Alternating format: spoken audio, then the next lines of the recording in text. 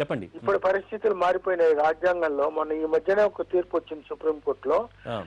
ఎవరైనా సరే క్రిమినల్ కేసులో కన్విక్ట్ అయిపోతే అప్పీల్ వేసినా, అప్పీల్లో సస్పెన్షన్ ఇచ్చినా, ఈ సెంటెన్స్ సస్పెండ్ అయినా వాళ్ళు ఎట్టి పరిస్థితుల్లో కూడా అధికారంలో ఉండడానికి వీలు లేదని సుప్రీంకోర్టు ఈ మధ్య తీర్పిచ్చింది.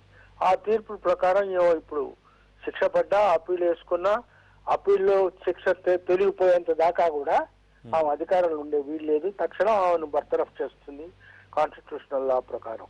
ఇప్పుడు ఈ జరిగిన మార్పు ఆమె మీద వ్యక్తిగతమైన అభిప్రాయాలు ఎలా ఉన్నా, ఎటువంటి పదవిలో ఉన్నా కూడా చీఫ్ మినిస్టర్ కానీ మరొకరు కానీ ఎప్పుడైనా పొరపాటు పనులు చేసి క్రిమినల్ చర్యలకు పాల్పడితే శిక్షార్హులు, లా ముందు అందరూ సమానం అనే విషయాన్ని ఈ రాజ్యాంగ పరంగా చాలా చక్కగా ఉద్ఘాటించారు.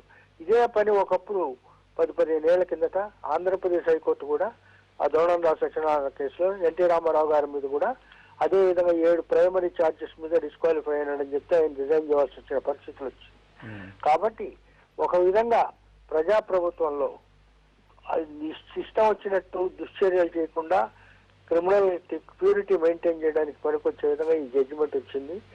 ఈ విషయంలో అప్పీల్ వేసినా, అప్పీల్లో బెయిల్ వచ్చినా కూడా ఆ మటుకు అధికారంలోంచి పెరిగిపోవాలని రీసెంట్ సుప్రీంకోర్టు ఆర్డర్స్ ప్రకారం ఉంది. కాబట్టి ఇది ఒక చెప్పుకోదగ్గ పరిణామం, రాజ్యాంగ పరంగా ప్రోగ్రెసివ్ స్టెప్. ఇతర దేశాల్లో లేని విధంగా ఒక విధంగా అరాచకత్వాన్ని ఆపడానికి పనికొచ్చే పద్ధతుల్లో డెమోక్రసీ రియల్ మీనింగ్ ఇచ్చింది.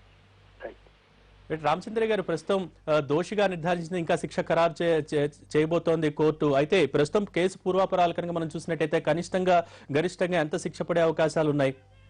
లీగల్ గా ఎలా చూడాలి? ఇటువంటి అఫెన్స్ కు 7 ఏళ్ళు మాక్సిమం శిక్ష వేయవచ్చు. కానీ మామూలుగా ఇటువంటి కేసులో 2-3 ఏళ్ళు శిక్ష వేస్తారని నేను అనుకుంటున్నాను. ఓకే, థ్యాంక్ యూ రామచంద్ర గారు. రైట్, నమస్కారం. మరిన్ని అప్డేట్స్ చూసే ముందు బులెటిన్లో షార్ట్ బ్రేక్ తీసుకుందాం.